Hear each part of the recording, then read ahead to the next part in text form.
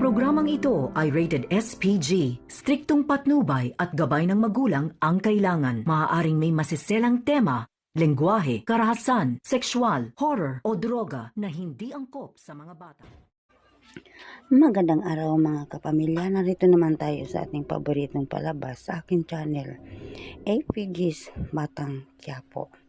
Isang araw, tinanong ni Ramon si Olga kung sino ang pangalan ng kanyang anak. Ang sabi ni Olga, hindi na pwede Ramon magpakialam sa kasama niya kasi hampas lupa yung babae yun. Kahit ano siya, Olga, sabihin mo sa akin kung sino ang kanyang pangalan. Yung babae Ramon, nagtitinda doon sa palengke ng Quiapo. Kahit ano siya, sabihin mo sa akin, Olga.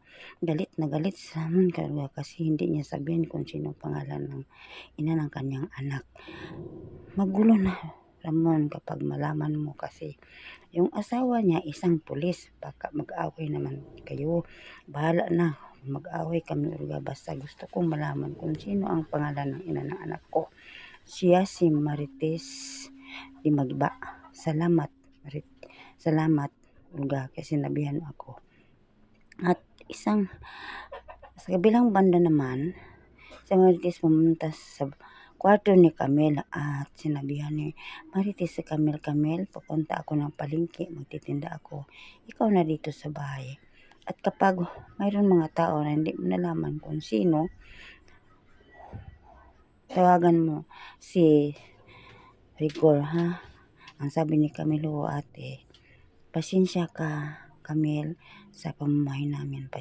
Pasensya ka nga dito ka sa amin nakatira kasi gulo kami ng gulo. Wala lang yun, ate. At sa kabilang banda naman, habang si Julio ay may doktor na nagpunta ka sa kanila, sinabihan Olga, Papa, mayroon ka sakit.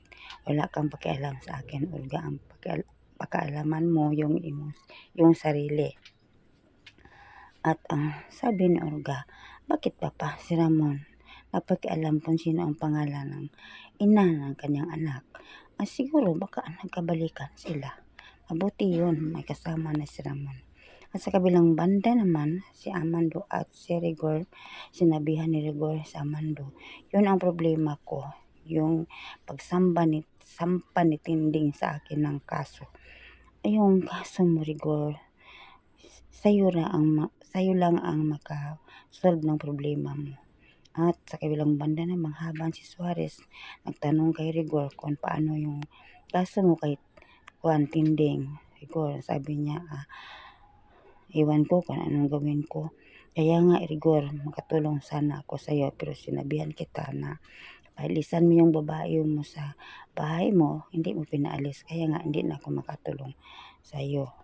At si Marites naman, habang nakita sila sa chairman nila sa kanilang barangay, sinabihan niya, is nagkakita kayo ni Tanggol.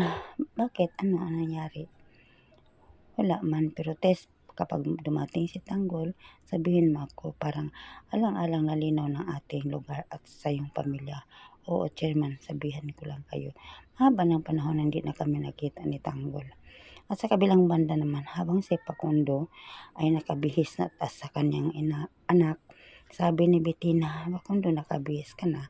Saan ka punta? Pupunta ka sa kasal ng apo natin. Sabi ni Facundo, ayaw ko. Punta ako sa mga Montenegro. Magbabayad ako ng utang natin. Bakit hindi ka punta sa kasal ni David? Facundo, ay Marites, ayaw kong magpakasal ang apo natin sa kay David, pero yun ang ginugusto mo, Bettina. So ikaw na lang diyan magpakasal, ikaw na patungo sa simbahan. At sa kabilang banda naman, tumatawag si Facundo kay Marcelo kung doon na ba, nakita na ba ni Tanggol yung Star of Venus, malaking halaga. Sabi ni Marcelo, hindi pa. At hanggang dito lang mga kapatid, abangan naman natin sa sunod. Ito na naman ang